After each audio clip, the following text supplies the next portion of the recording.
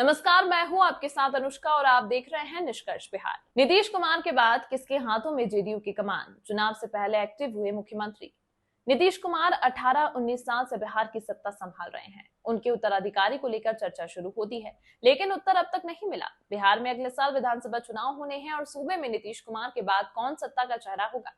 बिहार में नीतीश कुमार पिछले 18-19 साल से बिहार की सत्ता संभाल रहे हैं। समय समय पर नीतीश कुमार के उत्तराधिकारी को लेकर चर्चा शुरू हो जाती है। प्रशांत किशोर, उपेंद्र कुशवाहा, आरसीपी सिंह, तेजस्वी यादव सहित कई नेताओं की चर्चा समय समय पर होती रहती है। पिछले दिनों मनीष वर्मा और श्रवण कुमार के नाम की भी चर्चा होने लगी थी, लेकिन नीतीश कुमार के उत्तराधिकारी का उत्तर अब तक नहीं मिला है। नीतीश कुमार को सब अपने साथ रखना चाहते हैं। नीतीश कुमार की इमेज एक ऐसे नेता की रही है जिसे जमीन पर जनता क्या चाहती है ये पता होता है। बिजली आपूर्ति हो या माफियाओं को जेल भेजना या फिर शराबबंदी, नीतीश कुमार की पार्टी 20 साल से बिहार की सत्ता का केंद्र बनी हुई है, तो उसके पीछे इन सबका महत्वपूर्ण रोल माना जाता है। राजनीतिक विशेषज्ञ कहते हैं कि इसका बड़ा कारण क्या है कि नीतीश कुमार के विकल्प की जब भी चर्चा होती है तब नीतीश कुमार ज़्यादा एक्टिव हो जाते हैं।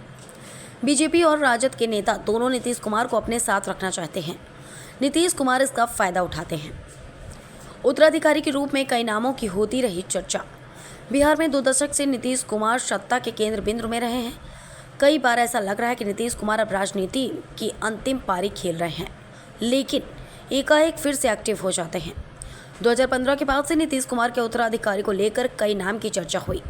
प्रशांत किशोर जब जदयू में शामिल हुए थे तो उनके नाम की भी चर्चा होने लगी थी। उपेंद्र कुशवाहा जब जदयू में वापसी किए थे तो उनके नाम की भी खूब जोर शोर से चर्चा थी। आरसीपी सिंह को नीतीश कुमार ने पार्टी का कमान ही दे दी थी, लेकिन आरसीपी सिंह भी नीतीश कुमार के उत्तराधिकारी नहीं बन सके। एनडीए में वापसी कर सभी को नीतीश ने चौंकाया। 2020 विधानसभा चुनाव में जदयू का प्रदर्शन बहुत अच्छा नहीं रहा। उस समय कहा जाने लगा कि नीतीश कुमार अब अंतिम पारी खेल रहे हैं, लेकिन नीतीश कुमार ने एनडीए से महागठबंधन में पाला बदल लिया। फिर महागठबंधन में जब तेजस्वी यादव के उत्तराधिकारी बनने की बात होने लगी तो नीतीश कुमार ने फिर से पाला बदलकर एनडीए में वापसी कर ली और लोकसभा चुनाव में शानदार प्रदर्शन के साथ वापसी कर मुख्यमंत्री की कुर्सी को भी सुरक्षित कर लिया। मनीष वर्मा की खूब हुई थी चर्चा। पिछले दिनों मनीष वर्मा को जब पार्टी में शामिल कराया गया था तो उनके नाम की भी चर्चा होने लगी थी। उत्तराधिकारी बनाया जाएगा, उनके साथ श्रवण कुमार के नाम की भी चर्चा होती रही, लेकिन जब भी इस तरह की चर्चा होती है नीतीश कुमार पहले से ज़्यादा एक्टिव हो जाते हैं। हमेशा सरकार चलाते रहे नीतीश। 2020 में जब नीतीश कुमार विधानसभा चुनाव में 45 सीटों पर सिमट गए और बिहार में पहली बार तीसरे नंबर की पार्टी उनकी हो गई, कहा जाने लगा कि नीतीश कुमार का राजनीतिक अब समाप्त हो जाएगा। लेकिन नीतीश कुमार ने लोकसभा चुनाव में एनडीए के लिए बेहतर रिजल्ट देकर सबको चौंका दिया। देश में नीतीश कुमार ऐसे इकलौते मुख्यमंत्री होंगे जिनकी पार्टी को कभी भी पिछले 2 दशक में बहुमत नहीं मिला, लेकिन सहयोगी दलों के सहयोग से हमेशा सरकार चलाते रहे हैं। अब एक बार फिर से 2025 से 2023 तक उनके नेतृत्व में चुनाव लड़ने की बात बीजेपी भी कह रही है। नीतीश कब पाला बदल लेंगे यह कोई नहीं जानता है। वहीं राजनीतिक विशेषज्ञ प्रिया रंजन भारती का कहना है कि विकल्प की बात जब भी होती है तो नीतीश कुमार एक्टिव दिखने लगते हैं।